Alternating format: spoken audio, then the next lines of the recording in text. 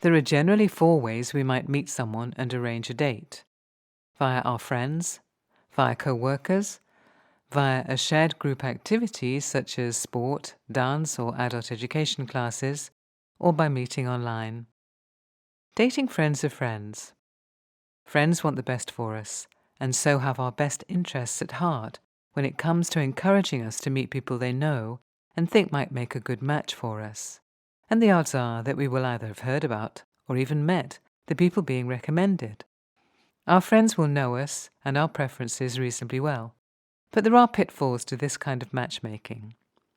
One of the main ones is that people are socially chameleon-like and behave very differently depending on who they're with and what type of social gathering they're in.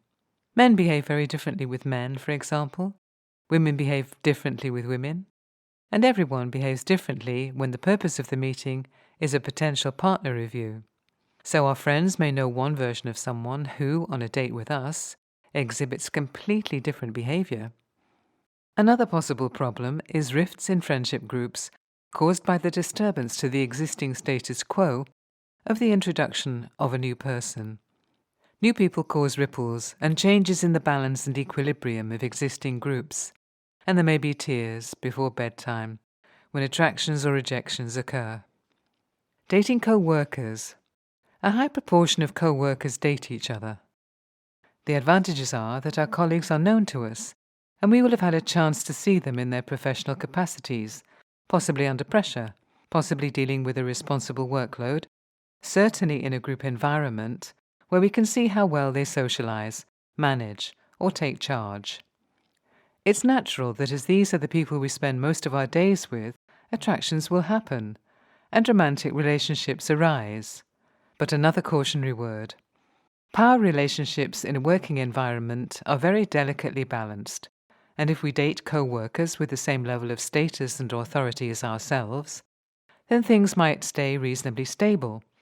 However, if there is a difference in power and status, this could lead to all kinds of unforeseen consequences, such as colleague jealousy, accusations of harassment, conflicts of personal and professional interest, or even threats to our jobs. And this is the major reason behind some organizations' vetoes on co-worker dating. One other major consideration is that if relationships get off the ground well, but then there's a breakup, both people involved will have to manage the aftermath very publicly and on a daily basis. Dating people we meet via shared group activities. The provisos here are very similar to those for dating co-workers, but in the event of a breakup, it may have to mean the loss of something which has really been a passion and source of great enjoyment for one or the other person. Online dating. Here are some USA statistics from the dating website eHarmony. 40% of Americans use online dating. Of these, 27% are young adults. Slightly more men than women use online dating. At age 26, women have more online pursuers than men, but at age 48, men have more online pursuers than women. 53% of people lie on their online profile. They lie about job, height, weight, and age. 22% of online profiles are not created by the person profiled, but by their friends. 20% of people in committed relationships say they met online. 48% of relationships which began online also end online.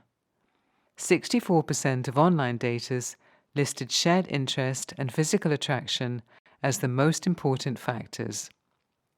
Given that online daters can be quite flexible with the truth, it makes sense to have some distant contact before committing to actually meeting up. Phone calls, texts, emails and messages are a good way to get at least a sense of who we'll be encountering and an early idea of what they're hoping for. If there is obvious incompatibility or a sense that something isn't quite right, contact can quickly be ended. For this reason, it's often a good idea to have a means of getting in touch that is solely for online dating, so that the threat of stalking or future unwanted calls is minimized. And home addresses or even workplaces should never be revealed, until a comfortable, trusting relationship has been established. When writing your online profile, be honest, be positive, keep it short, keep it interesting, keep it simple. Imagine you're talking to a friend and keep the list of the kind of person you're seeking to the essential minimum. A whole slew of details about the ideal other is doomed to disappointment. Not only is the exact mix likely to be unattainable, but a fixed idea of type often bears no relation to the people we finally choose to be with. If there are absolutes in terms of age, cultural background, language, or religion, then it would be sensible to list these, along with one or two ideas about your own interests, temperament, and hopes for the future. Some online sites offer the possibility of getting someone who knows you well to write a recommendation for you. These are invaluable for attracting more of the right kind of people to your profile and could save you a lot of time by acting as a sifting mechanism to deter people with whom you would be completely incompatible, as well as boosting suitable contacts. Your photo is key, so make it recent. Maybe go to a professional photographer so that it will be well lit and beautifully posed.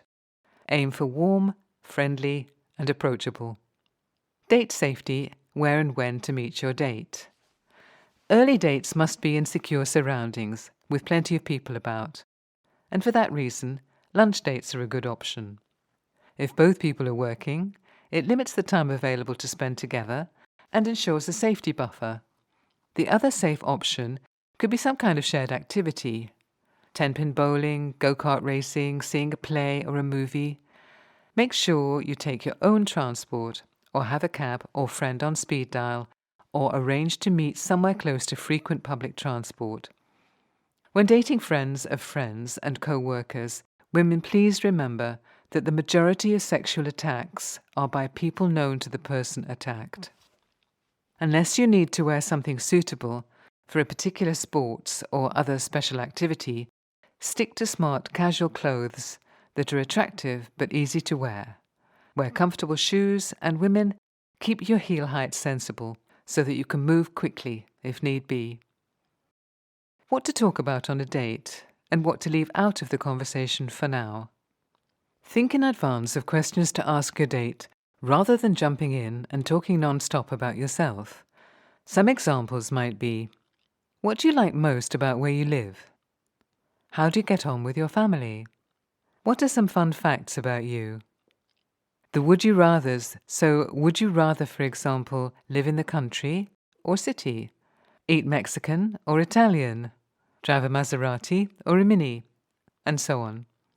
What is something you've done that you're really happy about? What do you wish you were better at? Who are the important people in your life?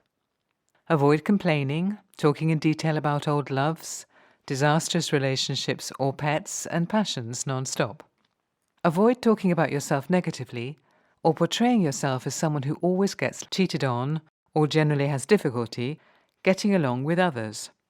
Don't talk down, don't boast, and don't take offense unless offense was intended. Stay in the present, stay focused, stay positive, listen attentively, answer sincerely, and have fun. Red flags.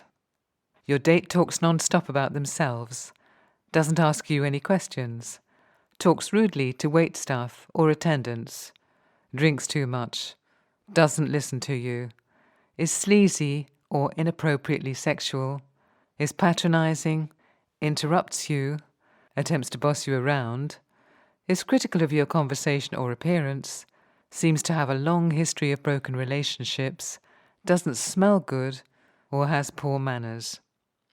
What's next? Be honest about whether you want to see your date again. Of course, it's easier to say yes and then ignore texts, calls, and messages, but a straightforward yes or no is so much better in the long run. And don't offer friend zoning. Much better to let things just finish straight away than pretend you'd like to be future pals. Good luck.